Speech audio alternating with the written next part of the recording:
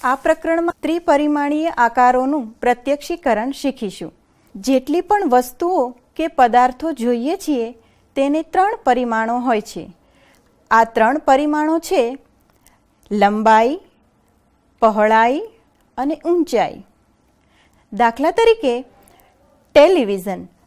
ટેલિવિઝનને પણ 3 પરિમાણો વડે માપી શકાય: લંબાઈ, ઊંચાઈ અને પહોળાઈ. આમ આપણે જે કોઈ પણ પદાર્થ જોઈએ છીએ તેને જોવાના 3 પ્રકારના દેખાવો એટલે કે વ્યૂ હોય છે. જે પદાર્થને આપણે કઈ દિશાથી જોઈએ છીએ તેના પર આધાર રાખે છે. ચાલો આપણે એક ઉદાહરણ રૂપે આ પાસાના 3 અલગ અલગ દેખાવ જોઈએ.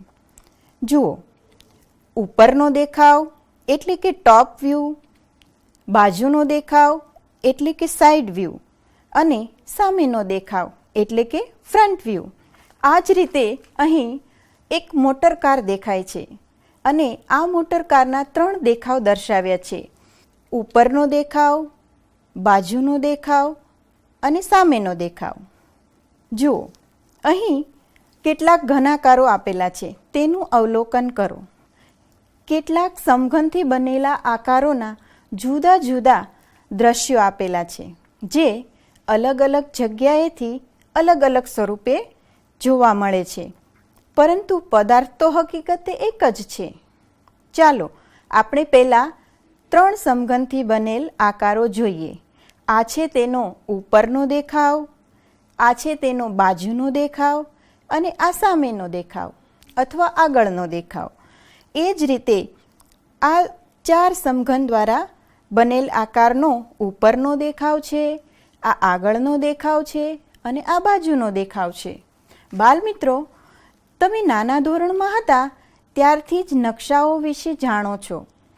કોઈ જગ્યાનું ચોક્કસ સ્થાન, નદી, પર્વત વગેરે શોધવા નકશા ઉપયોગી છે. જુઓ, અહીં એક નકશો જોઈ શકાય છે, જેમાં રાઘવે પોતાના ઘરેથી તેના મિત્રના ઘરે તથા શાળાનો નકશો દોરેલો છે, જેમાં રાઘવનું ઘર, શાળા તથા મિત્રનું ઘર જોઈ શકાય છે. શું તમે આ નકશા પરથી રાઘવનું ઘર અને તેના મિત્રના ઘર વચ્ચેનું અંતર કહી શકશો? આ નકશા પરથી આનો જવાબ આપવો ખૂબ મુશ્કેલ છે. અહીં જે વર્તુળો દર્શાવેલા છે તે શું બતાવે છે તે સ્પષ્ટ નથી. વળી નકશામાં કોઈ ચોક્કસ માહિતી પણ દર્શાવેલી નથી, એટલે આ નકશા પરથી આપણે જવાબ આપવો ખૂબ મુશ્કેલ પડે છે.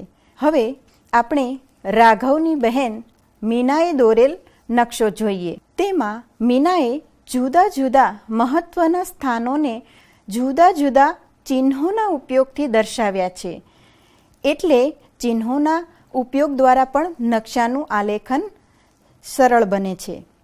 તેણે લાંબા અંતર માટે લાંબી લાઈન અને ટૂંકા અંતર માટે ટૂંકી લાઈન દર્શાવી છે, એટલે કે પ્રમાણમાપ સ્કેલનો ઉપયોગ કર્યો છે. ચિહ્નો અને અંતરથી આપણે નકશો સરળતાથી સમજી શકીએ છીએ. નકશો દોરતી વખતે જમીન પરના 1 કિલોમીટર કે પછી 100 કિલોમીટર અંતરને નકશામાં 1 મિલીમીટર કે 1 સેન્ટીમીટર દ્વારા દર્શાવી શકાય છે. હવે આપણે બહુફલકો વિશે શીખીએ. આ ઘન બહુકોણના જોડાણથી બનેલ છે. બહુકોણથી ઘેરાતા સમતલીય ભાગને ફલક એટલે કે ફેસ કહે છે. આ ફલક જ્યાં મળે છે તેને ધાર એટલે કે એજ કહે છે. આ ધાર રેખાખંડ સ્વરૂપે હોય છે. આ ધાર જ્યાં મળે છે તેને શિરોબિંદુ એટલે કે વર્ટાઇસ કહે છે. આ શિરોબિંદુ બિંદુ સ્વરૂપે હોય છે. આમ આ ઘનને બહુફલક કહેવામાં આવે છે. હવે સમઘન, લંબઘન અને પ્રિઝમ એ બહુફલકના ઉદાહરણ તરીકે દર્શાવી શકાય. જ્યારે નળાકાર, શંકુ અને ગોલક એ બહુફલક નથી. સમઘનનું ફલક ચોરસ હોય છે, જ્યારે લંબચોરસ પ્રિઝમ એટલે કે લંબઘનનું ફલક લંબચોરસ આકાર ધરાવે છે. જ્યારે ગોલક, શંકુ અને નળાકાર વક્ર સપાટી ધરાવે છે. તેની સપાટી વક્રીય હોવાથી તે બહુફલક નથી, એટલે કે નોન પોલીહેડ્રોન છે. અહીં તેનો પાયો દર્શાવ્યો છે. બહુફલકોને બે પ્રકારમાં વર્ગીકૃત કરી શકાય. આ બે પ્રકારો છે બહિર્વૃત્ત બહુફલક અને બહિર્વૃત્ત બહુફલક ન હોય તેવા. પહેલાં આપણે બહિર્વૃત્ત બહુફલક જોઈએ. જે બહુફલકમાં બિંદુઓને જોડતા રેખાખંડો સમતલીય સપાટી પર હોય અને એકબીજાને છેદતા ન હોય તેવા બહુફલકને બહિર્વૃત્ત બહુફલક કહે છે. જે બહુફલકમાં બિંદુઓને જોડતા રેખાખંડો જો સમતલીય સપાટી પર ન આવેલા હોય અથવા એકબીજાને છેદતા કે મળતા ન હોય તેવા બહુફલક બહિર્વૃત્ત નથી. બહુફલકના અન્ય પ્રકાર સામાન્ય બહુફલક અને સામાન્ય ન હોય તેવા બહુફલક વિશે જોઈએ. જે બહુફલકના દરેક ફલક એકરૂપ સામાન્ય ફલક હોય અને તેના શિરોબિંદુ પર સરખી સંખ્યામાં ફલક મળે છે તેને સામાન્ય બહુફલક કહે છે.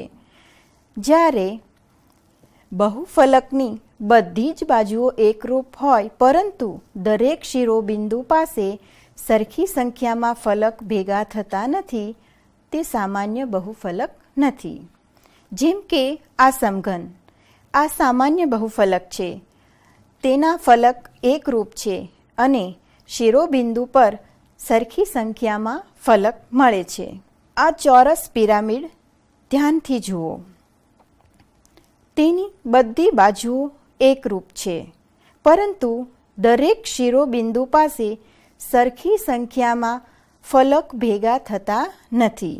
અહીં એક શિરોબિંદુ આગળ 4 ધાર મળે છે, જ્યારે બીજા શિરોબિંદુ પાસે 3 ધાર મળે છે. હવે પ્રિઝમ વિશે જાણીએ. જે બહુફલકનો પાયો અને મથાળું એકરૂપ બહુકોણ હોય અને બાકીના ફલક સમાંતર બાજુ ચતુષ્કોણ હોય તેને પ્રિઝમ કહે છે. પ્રિઝમના પ્રકાર તેના પાયાના આકાર પરથી નક્કી થાય છે. દાખલા તરીકે આ ત્રિકોણાકાર પ્રિઝમ છે તો ત્રિકોણીય પ્રિઝમને ત્રિકોણાકાર પાયો હોય છે, જ્યારે લંબચોરસ પ્રિઝમને લંબચોરસ પાયો હોય છે. હવે પિરામિડ વિશે જાણીએ. પિરામિડમાં પાયો બહુકોણ હોય છે. આ પાયાની દરેક બાજુથી શરૂ થતા ફલકો ત્રિકોણ આકારના હોય છે. આ ત્રિકોણાકાર ફલકો એક જ શિરોબિંદુમાં મળે છે. તો ત્રિકોણીય પિરામિડનો પાયો ત્રિકોણાકાર હોય છે, ચોરસ પિરામિડનો પાયો ચોરસ હોય છે અને પંચકોણીય પિરામિડનો પાયો પંચકોણીય હોય છે.